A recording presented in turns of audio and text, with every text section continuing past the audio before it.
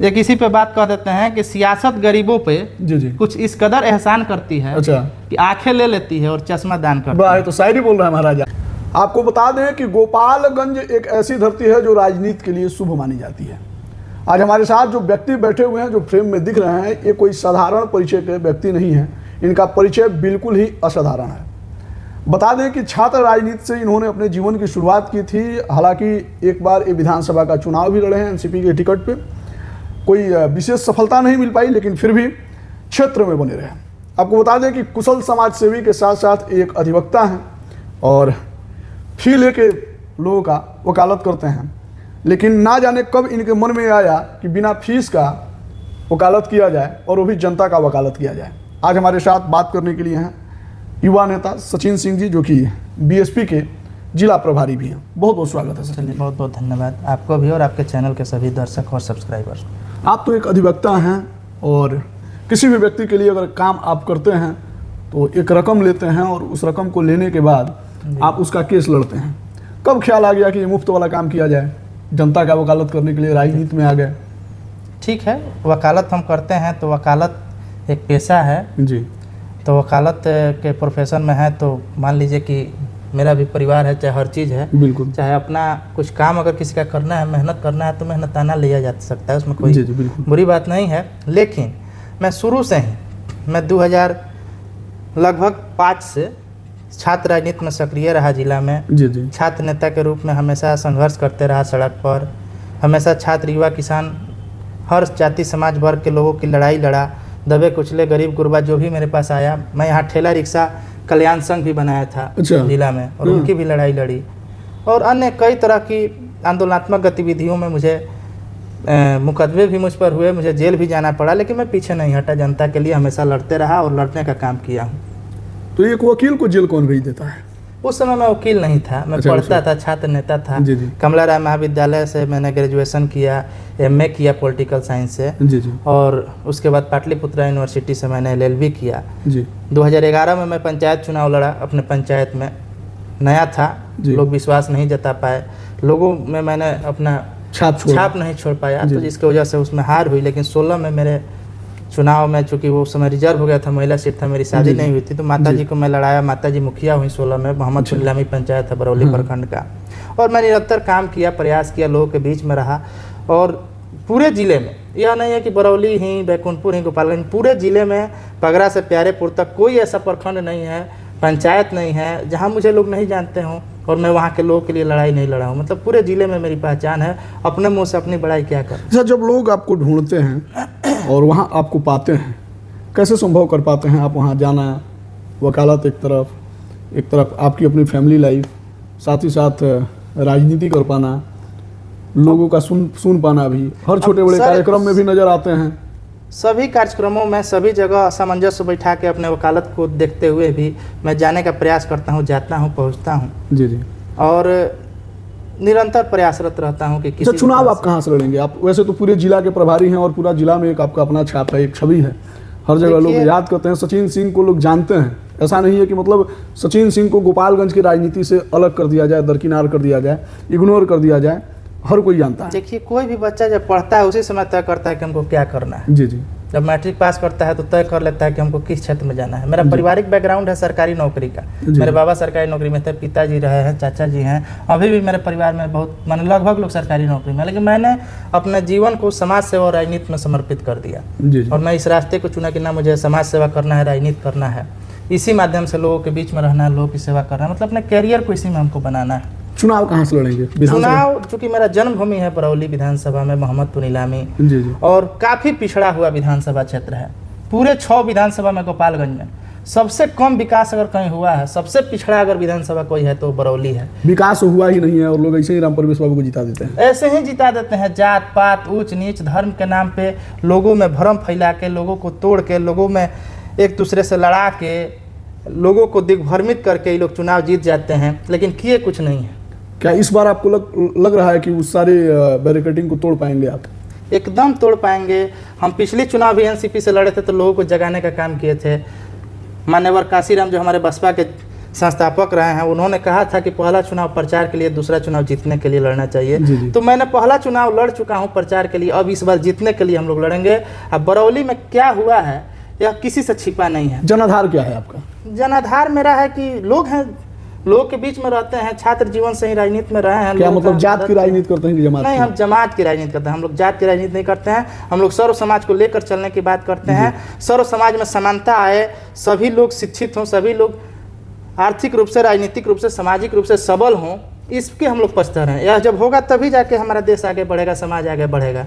एक जाति धर्म के आगे बढ़ने से कुछ लोगों के आगे बढ़ने से 20% लोग अगर आपको अच्छे हो जाएं, पढ़ लिख लें, तो नहीं वो देश आगे बढ़ेगा, समाज आगे बढ़ेगा। आज भी आप जाइएगा गांव बस्तियों में, देखिएगा आज भी झोपड़ी का घर है, आज भी गरीब गुरबा लोग हैं, आज भी बच्चे नहीं पढ़ रहे हैं, आज भी गरीब के बच्चे नंगे घूम रहे हैं। क्या यह किसकी जिम्मेवारी बनती है? जो जनप्रतिनिधि है, जो राजनीति में, जो समाज सेवा में, उसी की जिम्मेवारी बनती है कि वह कैसे उसकी स्थिति सुदृढ़ हो। जी जी। इस दिशा में कोई काम नहीं हुआ है। यानी कि आप काम करना चाहते हैं सामाजिक न्याय से लेकर आर्थिक न्याय तक? जी जी, एकदम सामाजिक न्याय के हम लोग पछता रहे हैं।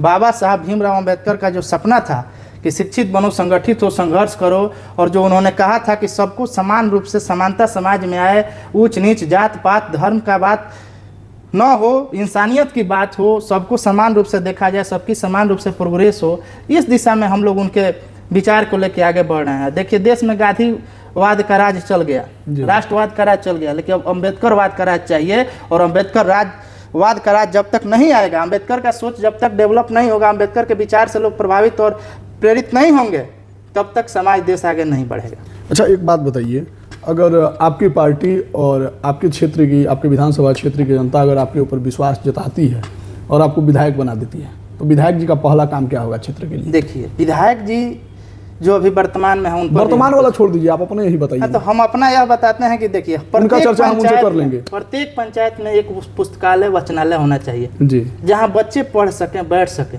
प्रत्येक पंचायत में सरकारी जमीनें हैं, वहाँ एक बिल्डिंग बननी चाहिए। रोड तो सब लोग बना लेते हैं। किस चीज़ के लिए बिल्डिंग बनवाएंगे? बिल्डिंग बनना चाहिए, एकदम पुस्तकालय उसमें रहना चाहिए, पुस्तकें रहनी चाहिए, उसमें बच्चे पढ़ सकें, पढ़ाई का माहौल बनना चाहिए। पहला कार्य ये करें। पहला कार्य। दूसरा कार्य है कि बरौली विधानसभा में 2 प्रखंड है, माझा और बरौली। दोनों प्रखंड में एक भी डिग्री कॉलेज नहीं है। प्रत्येक वर्ष इंटर में, मैट्रिक में संख्याएं बढ़ रही हैं बच्चों की, लेकिन आज भी कॉलेज जो 2000 में जो जितनी थी, 1990 में जितनी कॉलेजें थी जिले में, उतनी ही आज भी हैं। क्या जनसंख्या नहीं बढ़ा है? जनसंख्या वृद्धि हो रहा है, बच्चे की संख्या पढ़ने में बढ़ रही है, और उनको एडमिशन के लिए भटकना पड़ता है, लड़ना पड़ता है, कॉलेजों में जाके जूझना पड़ता है एक ग्रेजुएशन में एडमिशन के लिए। अनेकों बच्चे हमारे यहाँ के अधिसंख्य बच्चे उत्तर प्रदेश और दूसरे राज्य में जाकर पढ़ने को मजबूर हैं।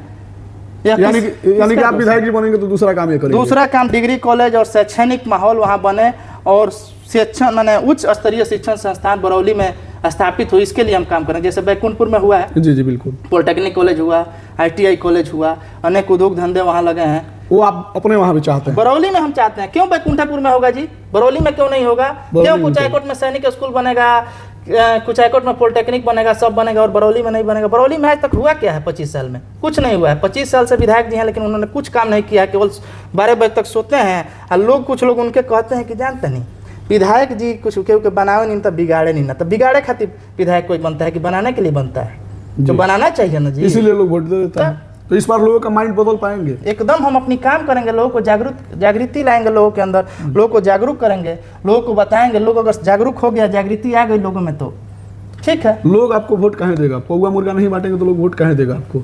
पौवा मुर्गा बांटेगा, अगर उसको लोग वोट देगा तो फिर जैसा स्थिति है वैसा ही रहेगा ना जी। पैसा वैसा बांटते, थोड़ा लालच देते, आप भी 2500 1500। तो पैसा क्षणिक है, पैसा कितना दे रहा है? पैसा आपकी पार्टी नहीं बांटेगी? ना, मेरी पार्टी ना पैसा बांटती है, ना बांटी है कभी, ना बांटेगी।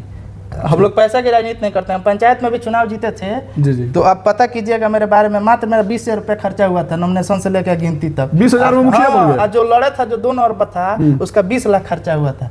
अब पता कर लीजिएगा। इस बार भी हम लड़े थे। आपके जो विजन में है, तो आप शिक्षा पे बात कर रहे हैं, बिल्डिंग बनवाने की बात कर रहे हैं जिसमें पुस्तकालय हो, ठीक है।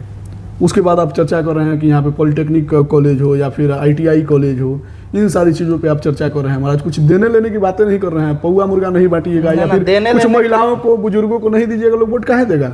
देने लेने की बात नहीं है, देने लेने की मेरे फितरत में नहीं है। हम लोगों को शिक्षित करेंगे, लोगों को जागरूक करेंगे, उनके अधिकार के प्रति जागरूक करेंगे, उन्हें ऐसी सुविधा देंगे कि वो अपने पैर पर खड़ा हो सके, सबल हो सके।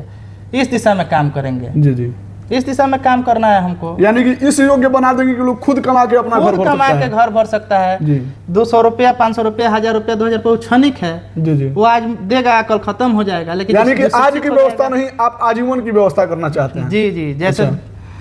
एक इसी पे बात कह देते हैं कि सियासत गरीबों पे जी जी, कुछ इस कदर एहसान करती है अच्छा, कि आंखें ले लेती है और चश्मा दान करती वाह, है। ये तो शायरी बोल रहा है महाराजा। ऐसा नहीं करना है, अच्छा, शिक्षा दान करना है, शिक्षित बनाना है समाज को। शिक्षा। सर्व समाज के लोग कैसे एक बराबरी पर आए, दबे कुचले गरीब गुरबा कैसे बराबरी पे आए, सब लोग शिक्षित हो, सभी स्वच्छ हो, सभी का घर बने, सभी एक बराबरी पे आए, तभी जाके हमारा समाज देश आगे बढ़ सकता है। तो अब समाज और देश को आगे बढ़ाने की मतलब Yes. तमन्ना रखते हुए हैं। इसी तमन्ना के साथ मैं राजनीति में आया और इसी तमन्ना को लेकर अभी तक राजनीति में हूँ और आगे भी रहूंगा, जी जी, ये कंटिन्यू सेवा भाव रहेगा। एकदम निरंतर, इसमें कहीं कोई कमी नहीं होने दूंगा। तो इस बार मतलब बरौली की जनता को क्या मतलब संदेश देना चाहते हैं? बरौली की जनता से मेरा यही निवेदन है, करबद्ध निवेदन है कि बरौली के मेरे सभी मतदाता भाई बंधु, माता बहन, नौजवान साथी, सभी लोगों से आग्रह है कि एक बार आप लोग जात पात धर्म से ऊपर उठिए और बरौली के विकास के लिए वोट कीजिए। जो भी बरौली में लड़ रहा है उसमें आप देखिए कि पढ़ा लिखा अच्छा उम्मीदवार कौन है जो आपको आपके लिए हमेशा खड़ा है, चाहे आपके सुख दुख में खड़ा रहता है। तो ऐसे उम्मीदवार का चयन कीजिए जो आपके विकास के बारे में, क्षेत्र के विकास के बारे में कुछ सोच रखता है या करना चाहता है या करता है। वाह, तो ये थे हमारे साथ। आपको बता दें कि सचिन सिंह जी जो कि बरौली विधानसभा से इस बार बीएसपी के प्रबल दावेदार बताए जा रहे हैं और ग्राउंड पे इनकी चर्चा भी चल रही है। पार्टियों में भी पार्टी के कुछ सदस्य जो हैं सहयोग भी कर रहे हैं, समर्थन भी दे रहे हैं इनको। तो इनके बातों से आप लोगों को क्या लग रहा है और कितने प्रभावित हैं, कमेंट सेक्शन में जरूर लिखिएगा। आपके जहन में अगर कोई सवाल चल रहा है तो कमेंट सेक्शन में लिखिएगा। अगली बार सचिन सिंह जी से मिलेंगे तो डिटेल्स में बात करेंगे। तब तक के लिए धन्यवाद।